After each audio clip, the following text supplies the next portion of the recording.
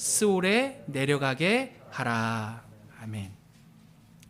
여러분, 열왕기상 우리가 1장과 2장 전체를 사실 보아야 하는데 지금 여건상 1장의 한 부분과 2장의 한 부분을 보았습니다. 어찌되었든 대략적으로나마 이 내용은 아시리라 생각합니다. 여러분, 오늘 우리가 읽은 이 본문은요, 다윗의 노년의 때에 일어난 이야기예요. 사람 모두는요, 노년이 되면, 죽음을 앞둔 그 순간이 되면 자신이 가진 모든 힘을 잃게 됩니다. 오늘 본문 속 다윗 역시도 마찬가지예요. 다윗의 노년에 일어나는 오늘 많은 일들이 있을 수 있지만 그럼에도 두 가지 사건을, 두 가지 일을 주목함으로써 우리 삶에 적용할 수 있는 교훈을 생각해 보고자 합니다. 우리가 주목할 다윗의 노년에 일어난 두 가지는요, 먼저는 자녀들 간의 왕권 쟁탈전이 일어났던 장면이고요, 또 다른 장면으로는 유언에 담겨져 있는 복수입니다. 첫 번째부터 한번 살펴볼게요. 여러분, 사람 모두는요, 힘이 있을 때를 지나 죽음을 앞두고 자신이 가진 모든 힘을 내려놓아야만 하는 그런 날이 옵니다. 오늘 본문 속 다윗도 마찬가지예요. 1절을 보니까요, 이렇게 되어 있어요. 눈으로 보십시오. 다윗에 대해 이렇게 말합니다. 다윗 왕이 나이가 많아 늙으니 이불을 덮어도 따뜻하지 아니한지라. 여러분, 이러한 다윗에 대한 서술은요, 이전 다윗 왕과는 전혀 어울리지 않는 표현입니다. 그럼에도 오늘 본문은요, 그렇게 힘이 있던 다윗이 나이가 들어 이제는 자신의 몸 하나도 챙길 수 없고 가눌 수 없을 정도로 약해졌다라는 것을 말해줍니다. 사람은 이렇게 죽음이 가까울수록 연약해지고 약해집니다. 내 몸 하나, 이 몸 하나 어찌할 수조차 없을 정도로 약해지는 게 모든 사람의 결국이라는 거죠. 그러나 여러분, 오늘 이 1절에서 다윗 왕이 이불을 덮어도 따뜻하지 않았다라고 말하는 것은 단순히 이러한 육신의 연약함과 육신의 약함만을 말하는 것은 아닐 것입니다. 그가 힘을 잃자 주변 사람들이, 다윗이 힘이 있을 때는 그 주변 사람들이 다윗과 함께 했는데 다윗이 힘을 잃은 노년이 되자 다윗에게, 그 주변 사람들이 다윗에게 이전과 같지 않음을 암시해주는 내용이기도 하다라는 겁니다. 다윗이 나이가 들어 힘을 잃었을 때 가장 먼저 일어난 일은요, 그 자리, 다윗의 왕권을 두고, 다윗의 자리를 두고 아들들 간의 권력 싸움이 일어난 것입니다. 여러분, 굉장히 씁쓸한 장면이라는 것을 한번 생각해 봐야 되는 거예요. 왜 그렇습니까? 그래도 아들이라면, 여러분 생각해 보십시오. 그래도 아들이라면, 자녀들이라면 아버지가 노년이 되어 이불을 덮어도 따뜻해지지 않는 그 아버지의 연약함을 먼저 생각했어야 할 것 같은데, 그러한 아버지의 노년의 연약함은 아랑곳하지도 않고 자녀들이 자신의 권력을 챙기는데 몰두해 있기 때문입니다. 5절을 보니까요, 아도니아가 이렇게 말해요. 자신의 아버지 그 다윗의 뒤를 이을 것이란 생각에 마치 아버지가 죽지도 않았음에도 불구하고 이렇게 말하죠. 스스로 높여 이르기를 누가 왕이 되리라? 내가 왕이 되리라 라고 말합니다. 여러분, 이는 정확하게 왕이 살아있음에도 불구하고 이렇게 말함으로써 사실상 살아있음에도 불구하고 자신의 아버지 왕 그 다윗을 죽은 것과 같이 여긴다라는 것을 생각해 볼 수가 있는 거예요. 아버지의 연약함에 마음을 쓰지 않고 도리어 그 자리를 노리는 아도니아의 이러한 태도는요, 더 이상 비난받아야 마땅합니다. 다윗이 아무리 힘이 없다 하더라도 다윗을 보필했던 신복들 역시도요, 사실은 이런 아도니아의 태도에 대해서 비난해야 마땅했을 것입니다. 아니 생각해 보십시오. 왕이 아직 살아있는데 아도니아 왕자에게 당신은 지금 무엇하는 것입니까? 당신이 생각이 제대로 바뀐 사람입니까?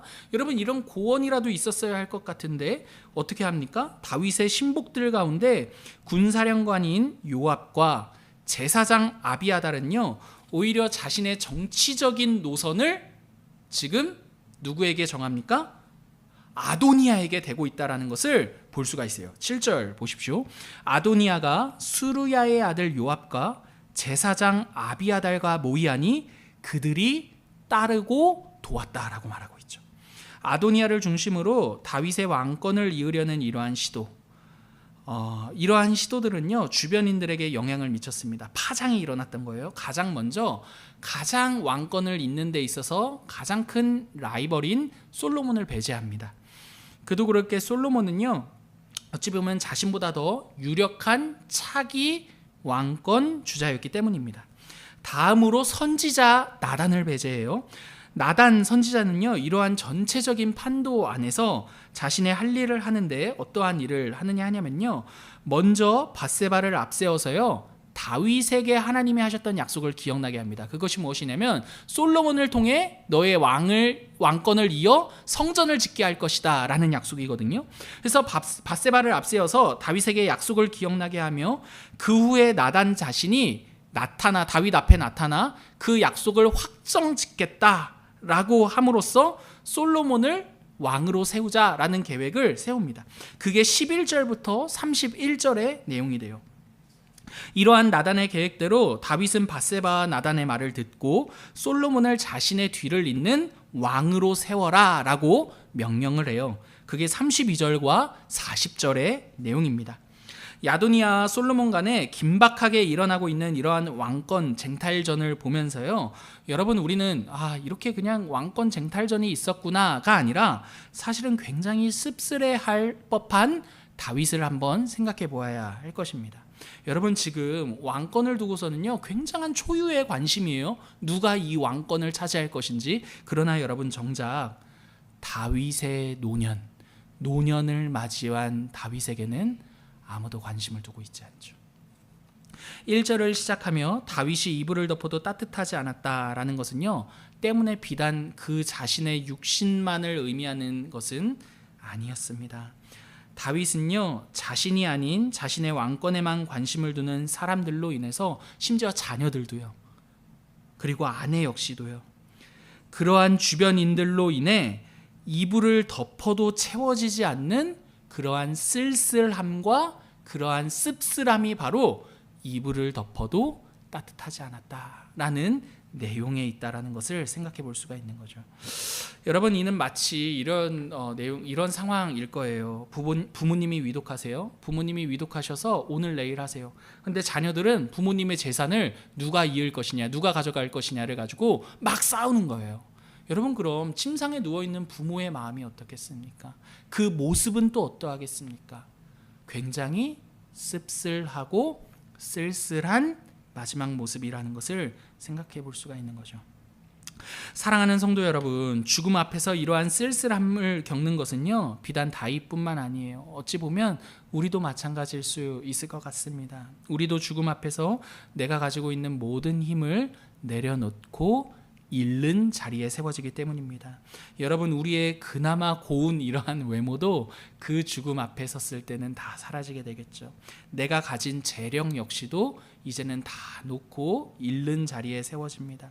아마도 다윗과 마찬가지로요, 죽음 앞에서 우리가 가진 모든 것들을 놓아야 하는 때가 왔을 때 사람들은 우리가 아니라 내가 가진 것들에 대해 더 관심을 둘지도 모르겠습니다.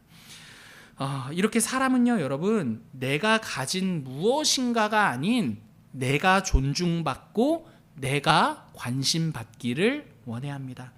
만약 내 자신이 관심을 받지 못한다면 우리도 다윗과 같이 마찬가지일 거예요. 이불을 덮었으나 따뜻하지 않는 그러한 씁쓸함과 쓸쓸함을 경험하게 될 것입니다. 여러분 오늘 이 본문을, 이 장면들을 생각해 볼 때요 우리에게 적용을 한번 해봤으면 좋겠는데, 가장 먼저는요 여러분, 우리 자신이 타인을 어떻게 보는지 우리의 삶을 한번 돌아볼 수 있었으면 좋겠습니다. 항상 성경은요 나에게 타인을 말하는 것이 아니라 나 자신을 먼저 돌아보라고 말하고 있기 때문인 거죠.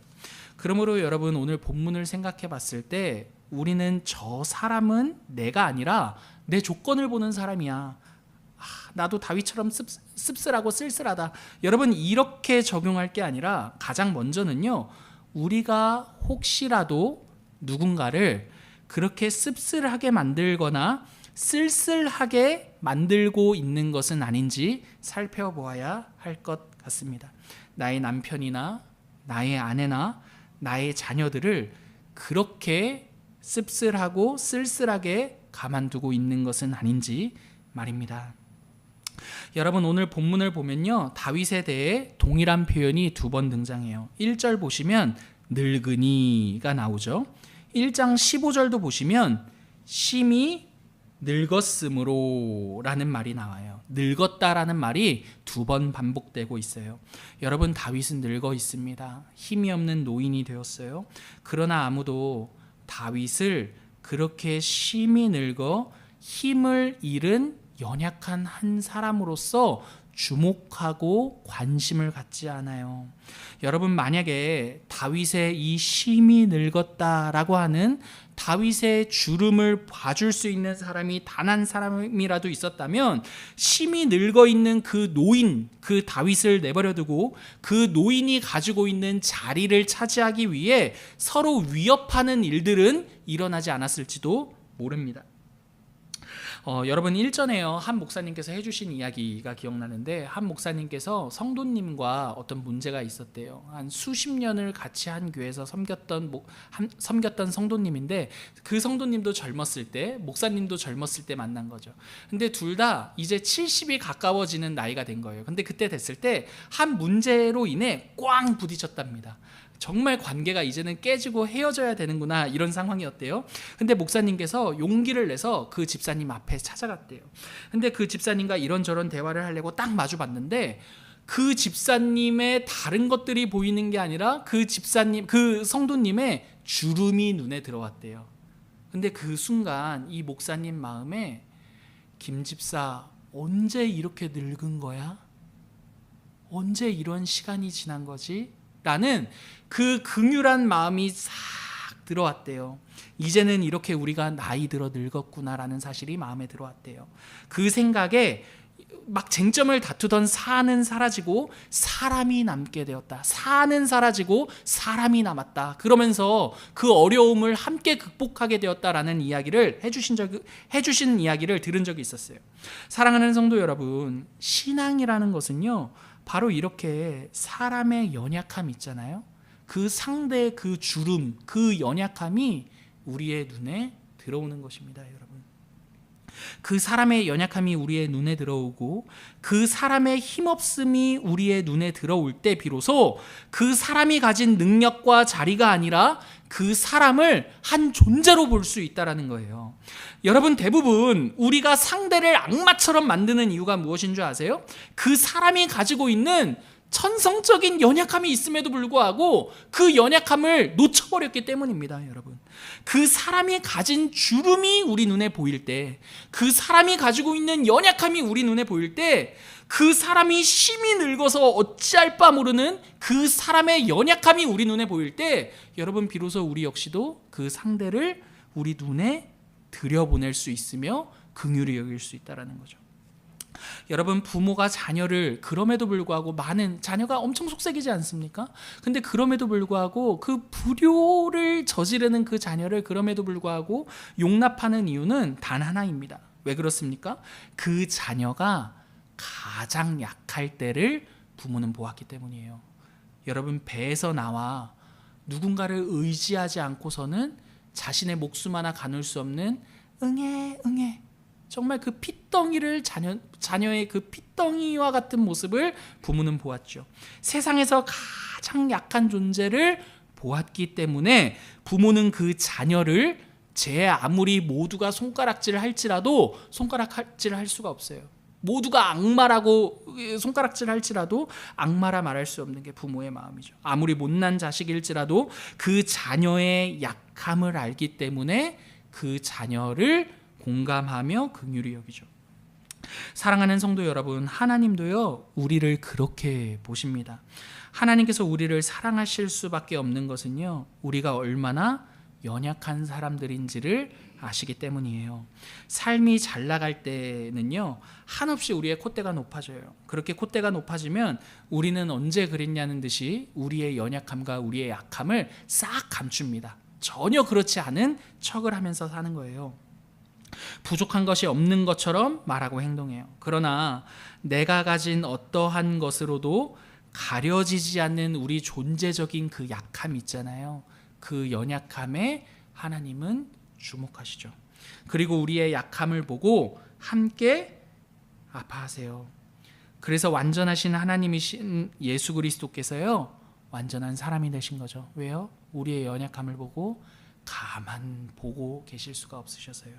그 약함으로부터 영원히 고통받을 수밖에 없는 우리를 대신해서 자신이 고통받으시기 위해 그리스도께서 사람이 되신 것이죠.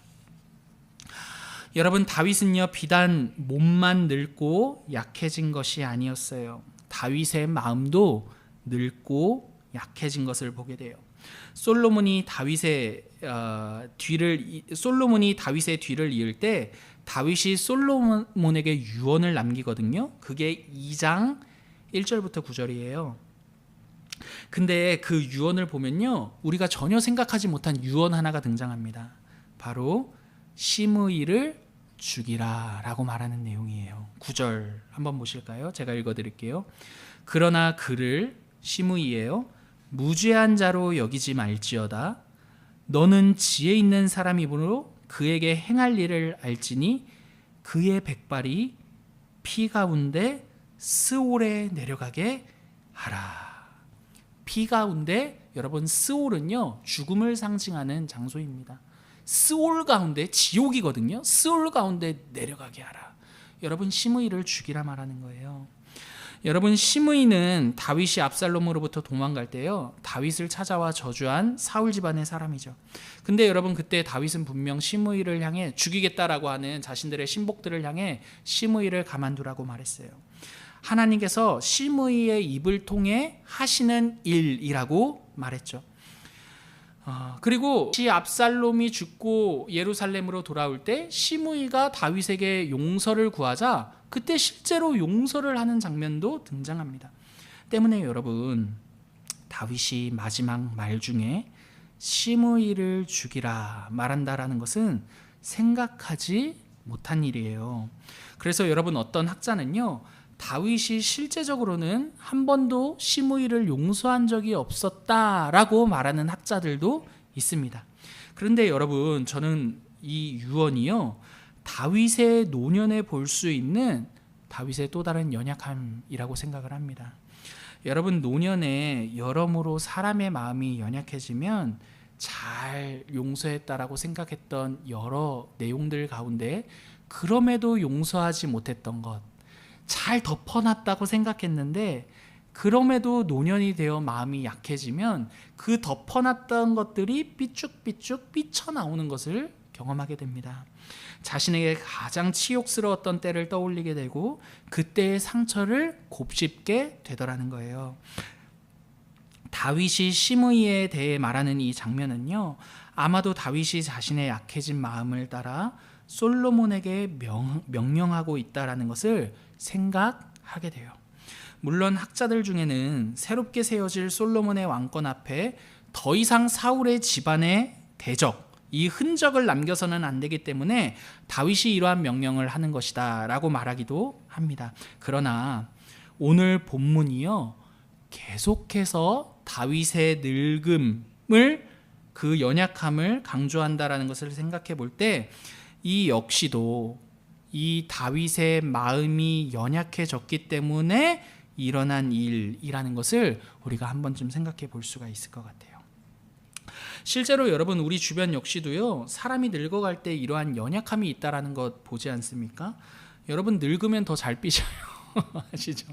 그래서 막 젊었을 때는 대인배 같이 막 했던 분들이 늙어서 소심해질 때 그분이 이제는 좀 늙으셨어, 여러분, 이런 말들 하죠.